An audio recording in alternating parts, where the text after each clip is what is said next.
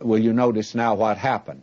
And ye shall dwell with us, and the land shall be before you. Dwell and trade ye therein, and get you possessions therein. And all of this reveals that Jacob is going to have to move on, that this is no place for him, mixing with these people in the land.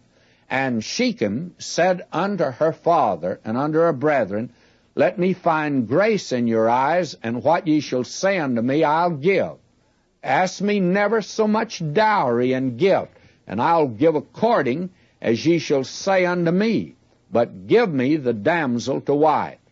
And the sons of Jacob answered Shechem and Hamor his father deceitfully, and said, because he had defiled Dinah their sister. Now, I feel like that Jacob here should have had certainly a little bit more to say to restrain these boys of what they're going to do, because they are deceiving the man.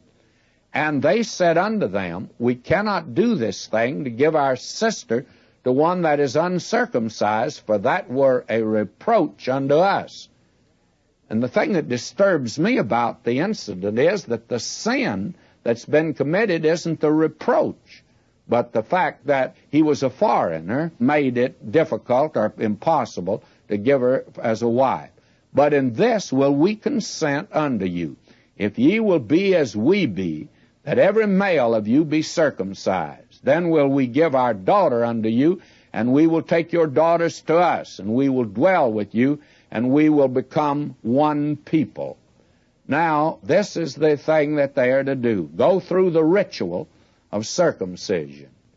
And this ought to be a warning today to a great many.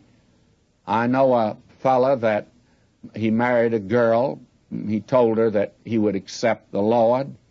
In fact, the matter is, why, they came in for counseling and asked me to perform the ceremony. And I, of course, would not, with him not being a Christian. And she claimed she would not marry him unless he became a Christian.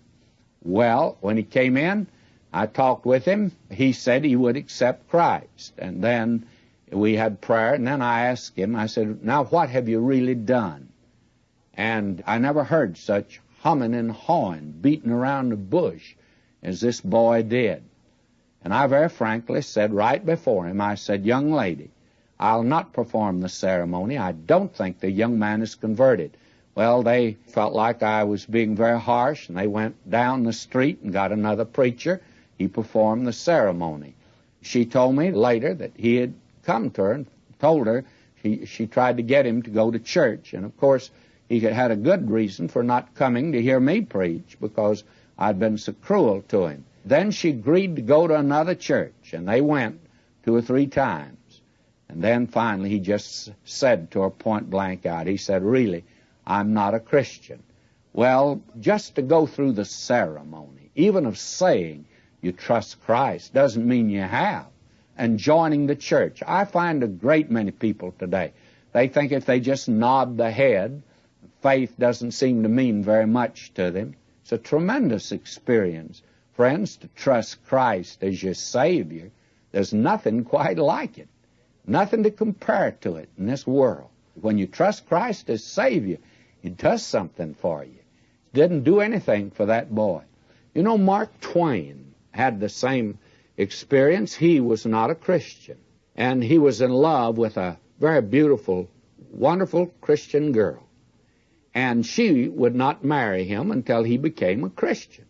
And he professed that he accepted Christ as his Savior, and they started out that way. Well, Mark Twain became very famous, as you know, and he was entertained by all of the famous people of the world.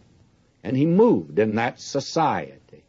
And one day when he came back to his home in Missouri, he said to her, when she wanted to go to church, he said, look, and calling her by the pet name that he had for her, he said, look, I can't keep up the front any longer. You go on to church. I know now I'm not a Christian.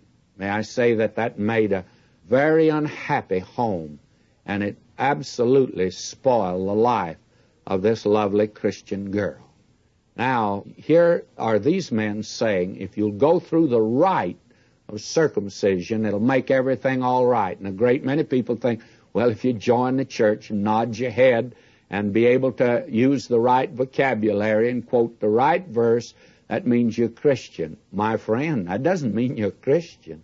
If you've trusted Christ, something's happened. And things are different now if you've trusted Him.